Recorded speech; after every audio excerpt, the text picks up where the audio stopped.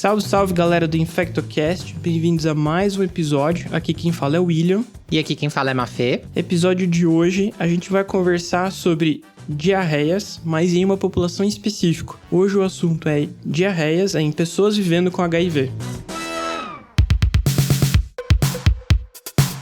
Quando a gente tá falando de diarreia, que é um sintoma, mas também pode ser uma síndrome, a gente vai ter que entender que nas pessoas que vivem com HIV ou AIDS, a gente vai estar falando em diferentes cenários que vão estar relacionados, obviamente, a fatores da pessoa, do hospedeiro, né? Então, em nível de CD4, controle virêmico, tempo de infecção, se a pessoa trata ou não. E fatores externos, como as infecções, alimentação, uso de antirretroviral, uso de outras medicações. E que tudo aí vai precisar ser avaliado dentro de um contexto de uma investigação de diarreia. Quando a gente fala de fator de risco para diarreia, o uso de antirretroviral, pensando nas diarreias infecciosas, é um fator protetor para casos de diarreia aguda em pessoas vivendo com HIV. Mas a gente aí também vai ter que avaliar porque ele próprio pode causar diarreia. Antigamente a gente usava um antirretroviral para tratar pessoas que vivem com HIV ou AIDS em fase adulta, né? Que era o Kaletra, que é o lopinavir com ritonavir. E um dos grandes efeitos colaterais mais importantes era a diarreia. O paciente relatava que ia ter aí diarreia de 3 a 5 vezes por dia. E que isso era muito desconfortante e poderia ser, então, um motivo aí para troca de antirretroviral. Então, tudo isso, quando a gente está falando de uma avaliação perante uma pessoa que tem uma queixa, eu vou precisar avaliar. Perfeito, Mafê. Eu gosto sempre de, quando a gente vai falar de um paciente vivendo com HIV, lembrar que, às vezes, o contexto atual do paciente é mais importante do que o estigma da doença. Vou dar um exemplo. A gente acabou de ter surtos agora no litoral de infecção viral que era pelo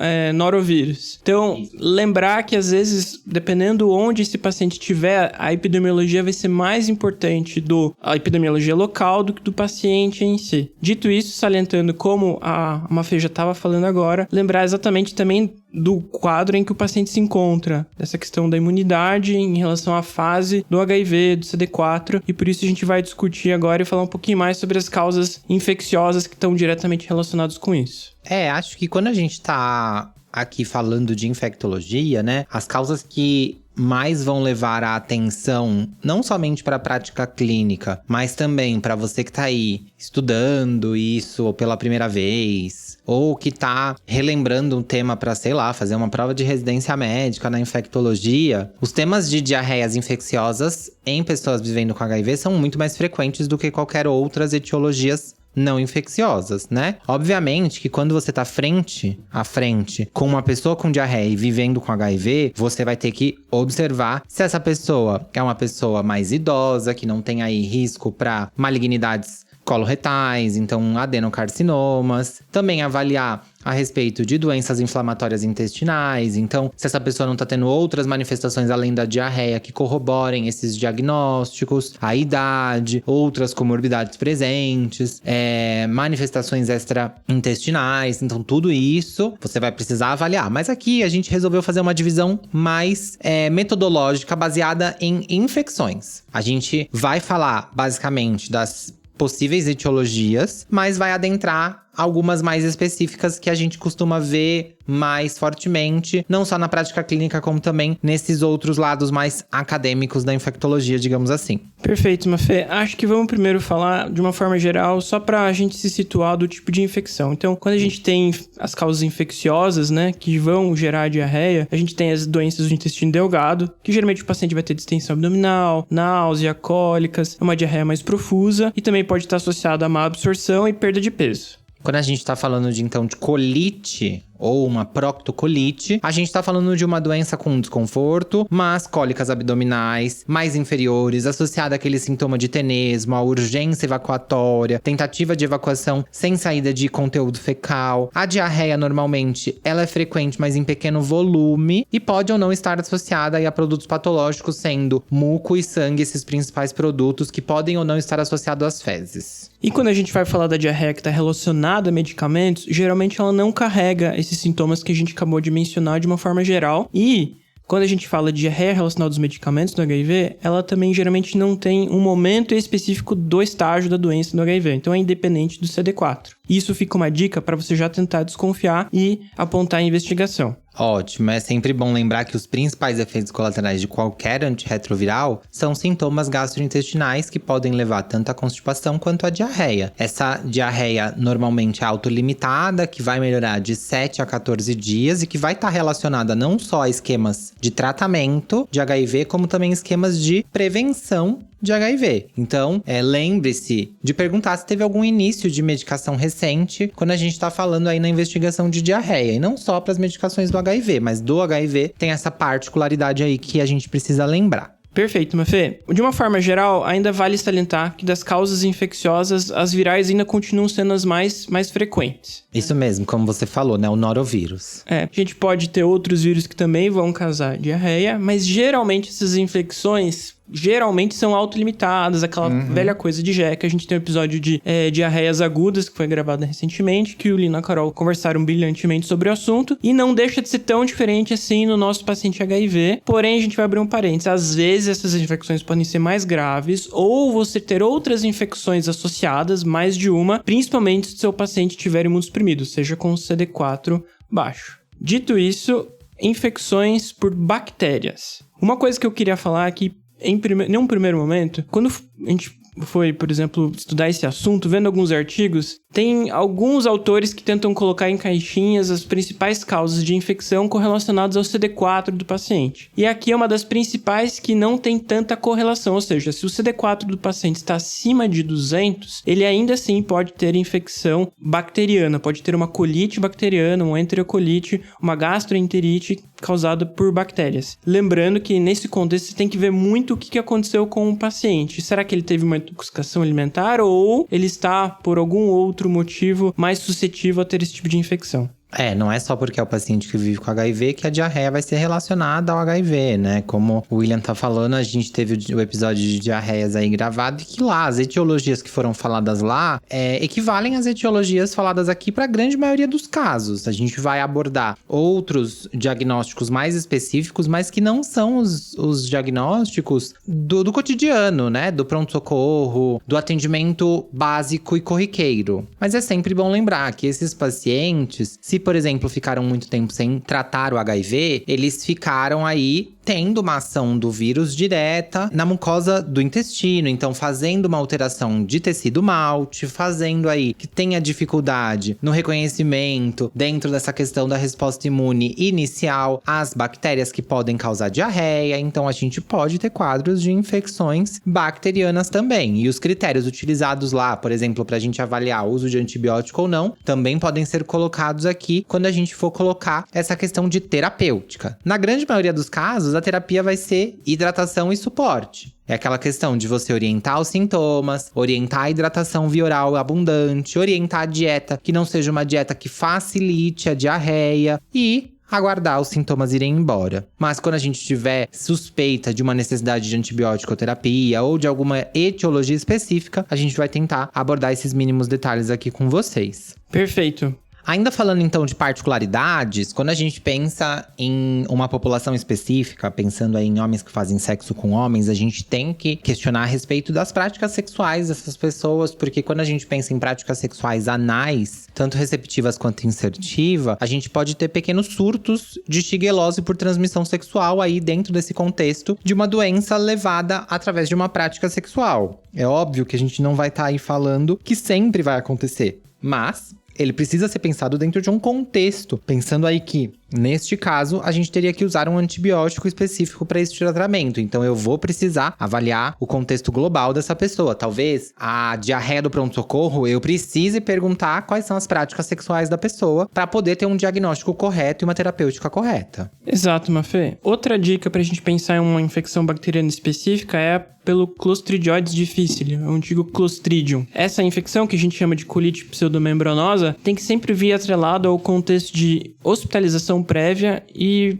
principalmente pacientes que usaram antibióticos de longo espectro ou usaram antibiótico por tempo prolongado. Então, é aquele contexto do paciente que talvez estava tratando uma infecção oportunista ou não, mas que estava internado tomando antibiótico. No episódio de Clostridium, eu não lembro se a gente comenta, mas quando a gente vai falar de antibióticos de fatores de risco para clostridioides, basicamente todos, o próprio metronidazol entra. Mas eu vou resumir aqui, principalmente antibióticos que mexem com a flora intestinal, então se pega enterobactérias, enterococo, anaeróbios em geral, já tem que desconfiar. A gente pensar que o que muda ali o ambiente pode fazer com que bactérias que normalmente não se proliferem mais facilmente, né? Então, tudo que tiver espectro para pegar quem tá na maioria ali do intestino, tirando essas, o Clostridioides pode fazer a sua proliferação aí, né?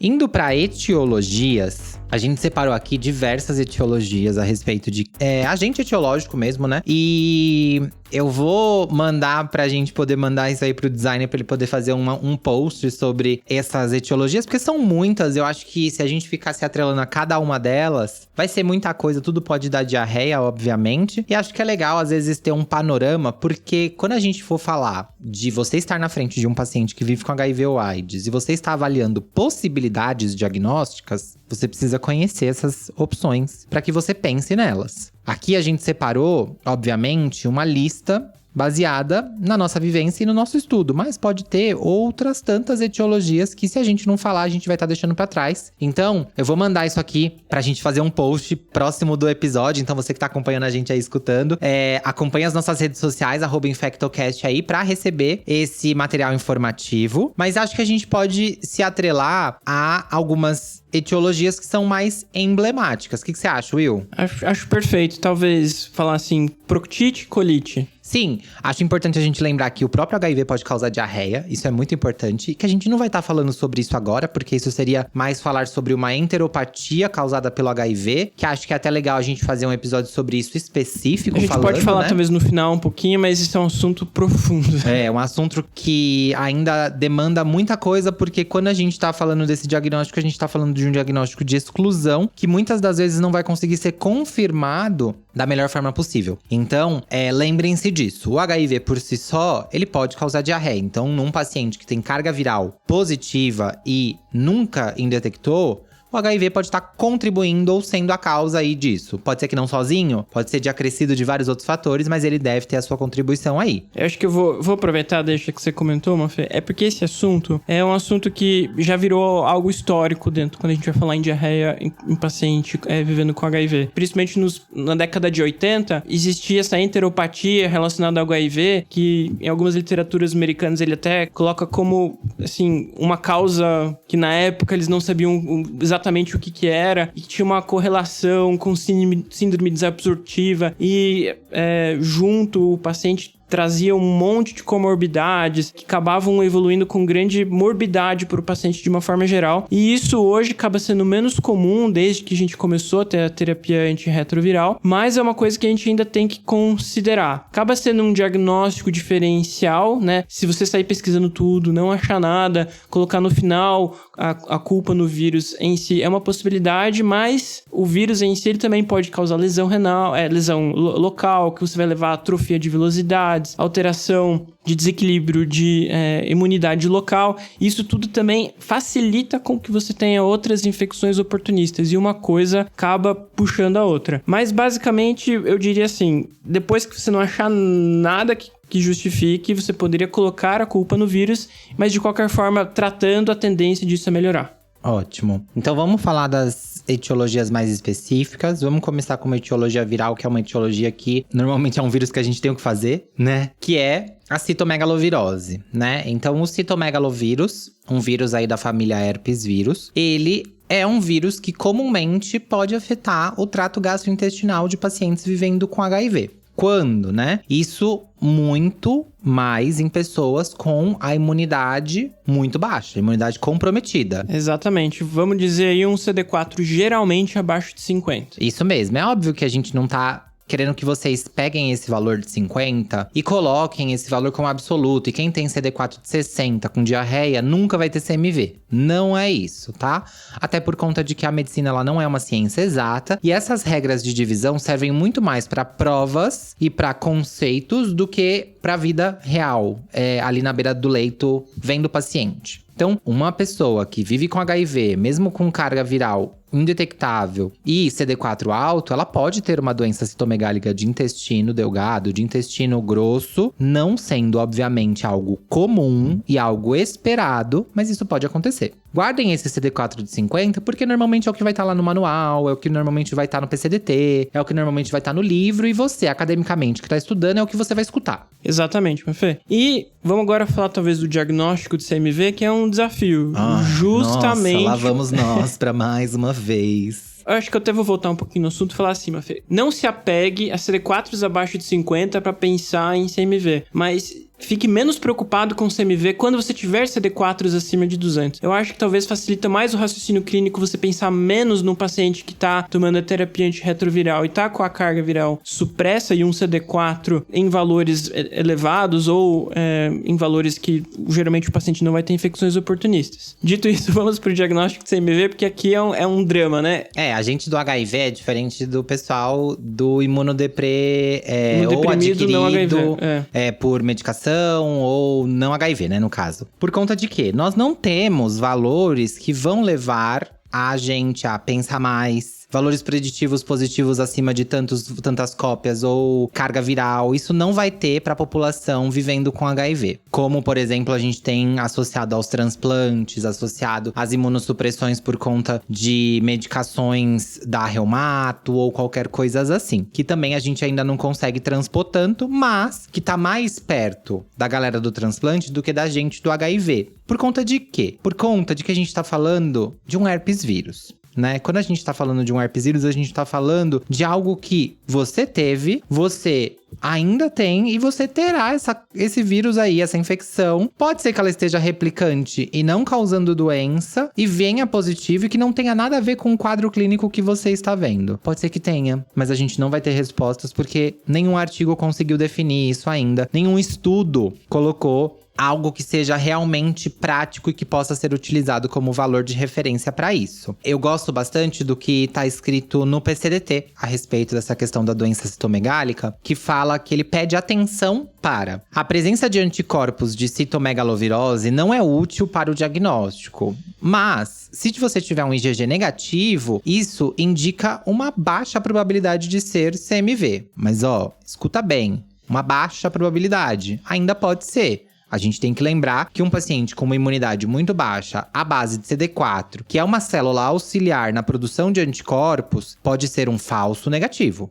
Então, tudo isso precisa ser pensado em um contexto geral. Perfeito, Mafê. De fato, a sorologia não é útil. E também tem que sempre ter o seguinte raciocínio. Se meu paciente está imunossuprimido, eu posso ter um falso negativo. Então, também não adianta a gente querer colocar todas as nossas fichas na sorologia, querendo que ela traga alguma resposta. Às vezes o paciente já teve contato prévio, mas isso também não descarta que ele vai ter uma infecção ativa sem fazer IgM. Então, de uma forma geral, no contexto de paciente vivendo com HIV, a sorologia ela fica de escanteio. Eu acho que o que mais conta para os pacientes vivendo com HIV é a prática e a quantidade de que a gente consegue, por exemplo, de anátomos patológicos para fazer um diagnóstico de padrão ouro. Perfeito. Né? Eu vou dar um exemplo aqui, já pegando aquilo que você falou antes, Mafê, até da carga viral, que a gente não tem valores. Então eu vou dar um exemplo. Às vezes eu tenho um paciente que tá tratando HIV, tá muito bem, tá com alguns episódios de diarreia. A gente pede um PCR sérico pra CMV e é super comum nesses pacientes vir 2, 3, 4, 5 mil e...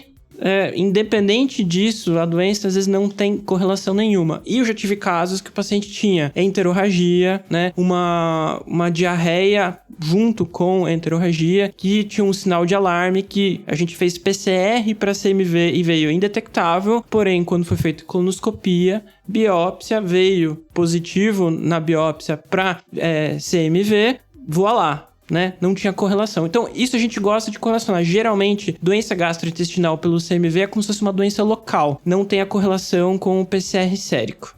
Pelo menos até hoje, a gente não conseguiu ter algum estudo ou algo que case isso de uma forma mais fidedigna. Ótimo, muito bem falado, né? Se a gente tá falando de diagnóstico, vamos falar então do padrão ouro. O padrão ouro seria uma avaliação através de um anátomo patológico que veja inclusões virais intranucleares naquele aspecto olho de coruja. Mas o que teria a maior efetividade, o maior diagnóstico etiológico seria poder fazer uma imunistoquímica que avaliaria, por exemplo, receptores ou avaliar a presença ou ausência dos marcadores que levariam a gente a pensar na citomegalovirose. É óbvio que a gente não tá falando de fazer cultura viral, que é algo muito difícil. A era dos marcadores da biologia molecular facilitaram muito a nossa vida em relação à etiologia viral, mas também complicaram, porque quando a gente fala que pode vir positivo e isso não ser doença ativa, a gente também precisa ir de alguém que seja especialista para poder fazer essa avaliação mais criteriosa. E é óbvio que isso quem vai fazer é a infectologia, onde a gente vai conseguir avaliar não só os fatores locais, mas os fatores ambientais e todo o contexto dessa pessoa que está sendo avaliada. Perfeito, Mafê. Dito isso, vamos resumir rapidinho aqui o tratamento. Quando a gente fala tratamento de CMV, é ganciclovir. E outra opção seria o valganciclovir, que daí seria a opção via oral.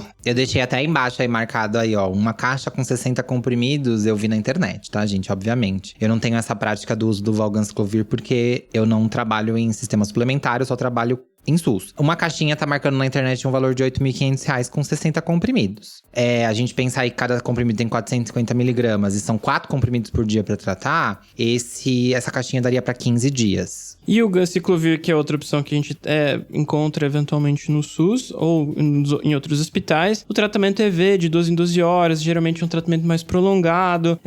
A gente trata até a melhora dos sintomas entre 21 dias a 6 semanas. Isso também vai depender da evolução clínica. Tudo isso é só pra gente chegar na seguinte observação. Tenha bem criterioso o paciente que você vai tratar. O que o tratamento é danoso, o tratamento é prolongado, o tratamento não é simples e a opção via oral é quase impossível a gente conseguir em algum contexto de SUS. Sim, e além disso a gente tá falando de pacientes que precisam de uma melhora imunológica para saírem desse esquema após a melhora dos sintomas, porque se eu tô falando de um herpes vírus, isso pode recrudescer. Então, eu preciso também aliar este tratamento a uma terapia antirretroviral de alta potência, acompanhada por pessoas que realmente saibam fazer esse acompanhamento, porque pode ser que essa pessoa esteja tendo uma doença citomegálica por conta de que ela não tá conseguindo tomar o antirretroviral. Então eu preciso de uma equipe multiprofissional para tentar acessar essa pessoa dos fatores que levam ela a não tomar, seja tamanho de comprimido, fatores, efeitos colaterais, fatores sociais, e tudo isso a gente vai precisar pensar, não basta só pensar na diarreia que aquele paciente tá tendo. Perfeito. Agora, vamos pra frente, Mafê? Bora! Vamos falar aqui do Cryptosporidium, criptosporidíase. Acho que a gente esquece do Cryptosporidium de uma forma geral. Pra mim é uma prática mais comum, porque eu acho que como eu trabalho no pronto-socorro do Emílio Ribas, a gente vê bastante pacientes com diarreia. Então, a investigação de diarreia, para quem vai a um pronto-socorro que o carro-chefe é tratar pacientes que vivem com HIV em fase AIDS, a criptosporidíase, ela entra como um diagnóstico diferencial não infrequentemente. Então, essa parasitose intestinal aí causada por um Cryptosporidium, ela acaba sendo algo que a gente acaba fazendo nessas investigações basais da diarreia aí. Acho que por ser um protozoário, eles são meio esquecidos. Sim. E lembrar que o protozoário também tem muito a ver com a questão social. Então, geralmente são infecções mais relacionadas a países subdesenvolvidos e também a condição social do paciente, até pela condição de infecção oral, fecal, que seria um fator de risco para a transmissão da doença. Isso mesmo. Ligada diretamente ao saneamento básico, né? Que a gente poderia juntar aí. Perfeito. Mas foi manifestações clínicas que você tem que desconfiar. Então, como a Mafê já comentou, né? Se você está num contexto que o paciente chega muito exprimido, com um histórico de HIV, mas lembrar que pode ser uma diarreia que já com características de cronicidade, então o paciente já pode vir com essa queixa há mais tempo. Geralmente está associado a evacuações mais frequentes ao longo do dia, fétidas, volumosas, perda de peso, sintomas de má absorção de nutrientes. E tem algo interessante, que é o seguinte, o CD4 está correlacionado à doença, e na população geral, às vezes quando a gente faz o exame, a gente até encontra o Cryptosporidium, que às vezes a gente não sabe se é um achado, ou geralmente uma infecção autolimitada, ou seja, num paciente imunocompetente, a gente às vezes nem dá muita bola quando faz um PCR ou um painel de diarreias. E isso no paciente HIV, talvez a gente traduza como, geralmente, CD4s acima de 150 são episódios autolimitados. Então, às vezes o paciente teve episódio, depois melhorou e tá tudo certo. Porém, em CD4s mais baixos, aqui a gente vai colocar um número de 50, mas é só pra entender mais ou menos qual que é a base de corte. Esses episódios, eles podem ser fatores de risco para episódios fulminantes, ou seja, episódios muito graves, que o paciente pode evoluir com episódios de sintomas e gravidade muito exacerbados. E isso também tem correlação com quadros de perpetuação, ou seja, o paciente fica fazendo essa infecção de novo. A cronicidade da doença ou novos episódios, novos surtos. Sim, isso é muito importante porque a gente tá falando novamente de algo que não é só a gente dar um remédio, né? A gente vai ver depois lá qual é o tratamento que a gente normalmente costuma passar, ou que teria aí um espectro de ação. Só que se eu não tiver uma recuperação imunológica e eu não tiver um controle deste ambiente que favoreceu a infecção pelo Cryptosporidium, esse paciente pode ficar tendo novamente. Então, é muito importante que sempre que a gente está fazendo essa avaliação de pessoas vivendo com HIV ou AIDS, eu vou estar falando a respeito do tomar o remédio, de fatores relacionados à adesão medicamentosa que vão levar aí, obviamente, ao controle das minhas doenças de etiologias infecciosas. Ou seja, para tratar o Cryptosporidium tem que tratar o HIV. Isso mesmo, isso mesmo. Porém, também tem um tratamento específico, né, Mafê? Quer comentar? O tratamento específico que a gente faz é com a nitazoxanida, a famosa cantora Anitta. Não a cantora, mas o famosa medicamento. Anitta. Bom, a Anitta, a gente utiliza numa dosagem de 500 a 1000 miligramas, ou seja, 1 a 2 comprimidos, né? 2 vezes ao dia por um período de 15 dias. Esse período de 15 dias, ele vai ser o período que vai conseguir fazer esse controle dentro do ciclo evolutivo aí que o paciente vai ter em relação ao Cryptosporidium. Mas o tratamento com antirretroviral, ele é essencial para que esse paciente não tenha uma cronicidade de sintoma. Então, eu preciso pensar sempre nesse pilar. Falando rapidamente do diagnóstico, normalmente a gente utiliza PCR ou imunofluorescência direta para avaliar mais do que, por exemplo, ELISA e métodos imunocromatográficos, mas que também podem ser utilizados sempre nas fezes. Perfeito, Mafê. Saindo agora da Cryptosporidíase, vamos para outro parasita, né? Outro protozoário. Vamos agora falar de microsporidíase. E aí agora a gente já vai começando quebrando paradigmas. Na verdade, os microsporídeos, eles são patógenos intracelulares que já foram classificados como protozoários e hoje estão classificados mais relacionados a fungos. A gente não tem muito bem uma definição de qual tipo de... Eles vivem no limbo, né? Ele vive no limbo da infectologia. Às vezes a infecto tem isso. O Pneumocystis gyrovescis já passou por esse momento. Ele já teve o holofote dele apagado, vivendo no limbo. Hoje ele já tem a definição dele. A microsporidiose, que na verdade esses microsporidiums são um grande grupo que na verdade vão se dividir em diversas espécies. O Microsporidium species é um desses. A gente ainda não tem muito bem essa definição. A epidemiologia é que pode causar uma diarreia em pacientes com doença avançada pelo HIV, com CD4 aí abaixo de 50 células, e que pode estar associada a uma doença de colangiopatia. Sempre lembrar que esse CD4 que a gente está falando é mais teórico do que prático, né? Lembrar aí que a transmissão, ela é uma transmissão que a gente não sabe muito bem como acontece, mas que pode ser transmitida através da água e dos alimentos contaminados com esporos de microsporídeos, e que o quadro clínico é esse quadro de uma diarreia. Isso pode vir junto de manifestações extraintestinais, como ceratoconjuntivite, hepatite, miosite, sinusite, infecção renal e urogenital. Colangite também. Então, assim, o babado é forte aqui, tem que ficar de olho. A gente vai estar sempre avaliando, obviamente, a imunidade da pessoa que tá manifestando esses sintomas, tá? O tratamento vai ser com albendazol, que a gente vai fazer por 2 a 4 semanas, 2 vezes ao dia, que a gente não sabe muito bem se faz aí 2 a 4 semanas ou se espera recuperar CD4, isso ainda tá em discussão, nunca se sabe muito bem. E, mais uma vez, antirretroviral sendo um tratamento necessário para o controle aí da microsporidiose. Perfeito, Mafé.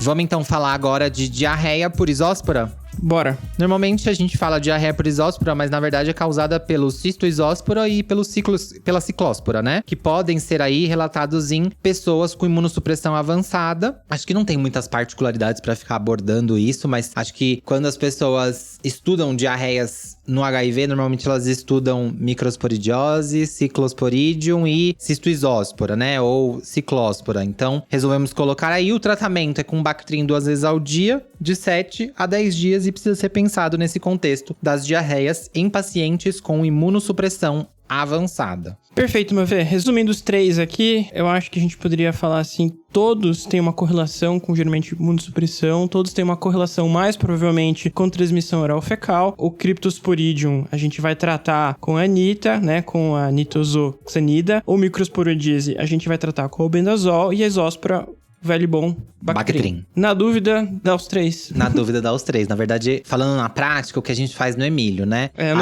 Quando a gente eu tem não ia diarreia, comentar, eu não ia falar quando nada. a gente tem quadros de diarreia de pacientes que estão tendo essa diarreia de forma incontinente, pacientes que acabam tendo desidratação ou distúrbios ácido básico eletrolíticos relacionados à diarreia, a gente opta por tratamento empírico. E esse tratamento empírico vai envolver antirretroviral, Bactrim e Anita. O albendazol a gente não usa comumente, mas ele também pode ser utilizado aí de forma ampliada nesse controle de parasitas intestinais, né? E normalmente o que a gente utiliza para diagnóstico lá é o painel que a gente tem agora mais recentemente disponível, o painel molecular, né, o famosão Jacamol, que a gente chama. Mas as pesquisas diretas e a imunofluorescência ainda acabam entrando muito bem na prática e com uma boa efetividade no diagnóstico. Eu entendo que, principalmente no contexto do paciente que não está indo bem, o tratamento empírico às vezes é a opção que mais tem um racional clínico. Uhum. Mas como infectologistas, a gente sempre gosta de fazer o diagnóstico, até porque se o paciente tiver alguma recidiva ou para ficar evitando tratamentos empíricos, se você tiver alguma possibilidade de lutar pelo diagnóstico, lute. Eu acho que esse é o recado, né? Não é todo local que a gente vai ter um painel molecular, se tiver maravilha. Senão, as velhas pesquisas, como a Mafê já mencionou, são super válidas também. A gente vai sempre ter que avaliar quais são essas pesquisas, né? Então, eu vou estar pesquisando larva, eu não vou estar pesquisando larva. Eu vou estar pesquisando cisto de um, pesquisa direta de outro. Então, eu vou ter que me atentar a isso. Mas, se não der para pesquisar, vai e faz o seu tratamento, que isso não prejudique o paciente dentro desse contexto.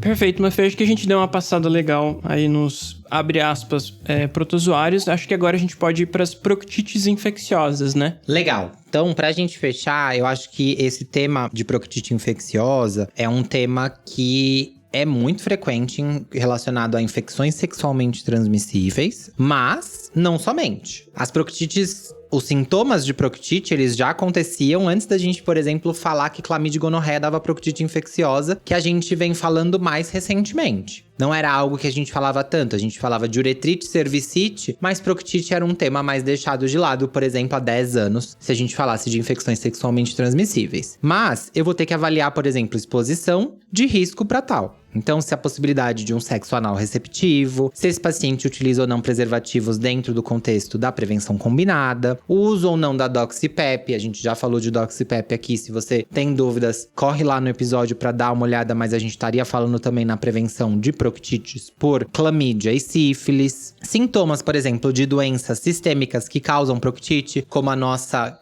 atual Mpox, né? Então, pra quem não sabe, a Mpox, uma doença viral, ela tem como uma de suas manifestações a proctocolite, causada por ação direta do vírus, com possibilidade de úlceras que podem levar até necrose da região, tá? Obviamente que isso não é o dia a dia, mas a gente acaba vendo esses casos aí, casos mais graves relacionados a Mpox com proctite, com até necessidade de internação para controle álgico de proctite causada por Mpox. Pensando aí epidemiologicamente, obviamente eu sempre vou ter que pensar em clamídia e gono. Eu sempre vou ter que pensar em Neisseria gonorreae e clamídia trachomatis, pensando no tratamento empírico, que normalmente é o que a gente vai fazer. E aí esse tratamento vai envolver a ceftriaxona, que pelo Ministério da Saúde a gente mantém a dose de 500mg, dose única, mas a gente já tem a discussão atual da OMS colocando aí 1000mg em dose única de ceftriaxona para tratamento de gonorreia, associada ao tratamento da clamídia, que aí também a gente pode encontrar divergências, que são a doxiciclina 100mg de 12 em 12 por 7 dias, impulsionada bastante aí pelo guia dos Estados Unidos, referente às cepas encontradas de clamídia resistente à azitromicina, principalmente em episódios de proctite, mas o manual do Ministério da Saúde ainda coloca aí a azitromicina 1 grama VO dose única como uma possibilidade de tratamento eficaz para proctites também.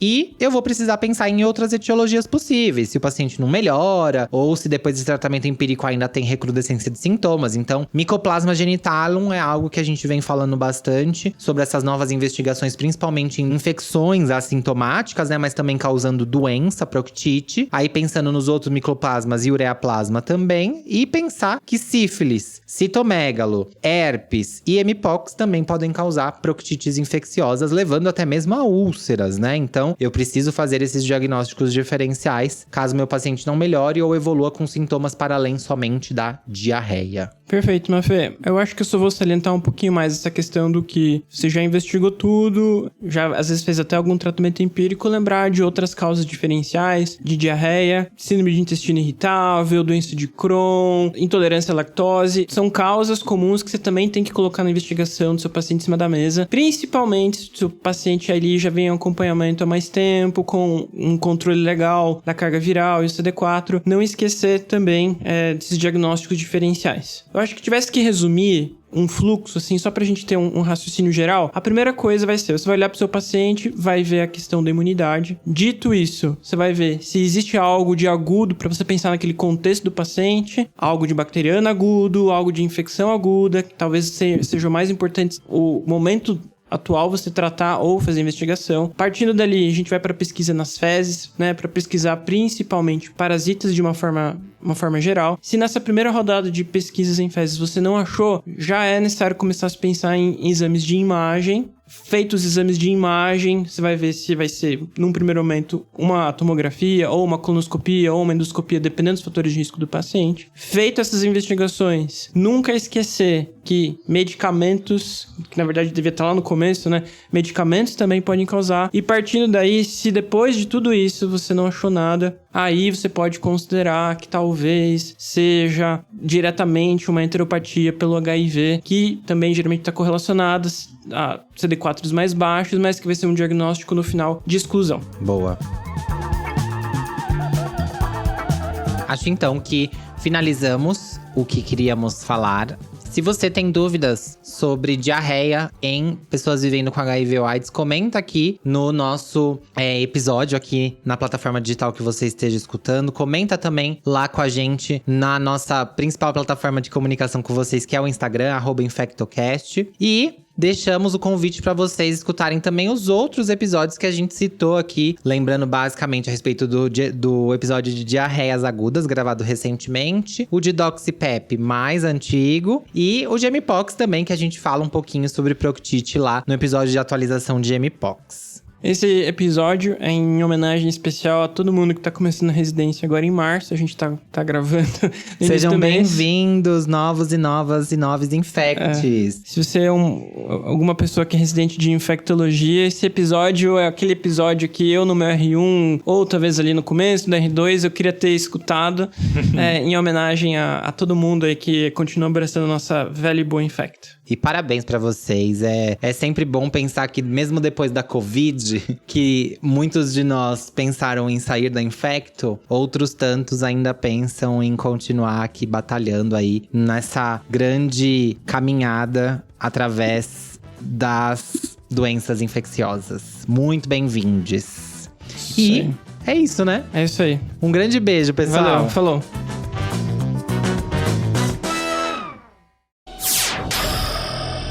Semibreves, edição de podcast.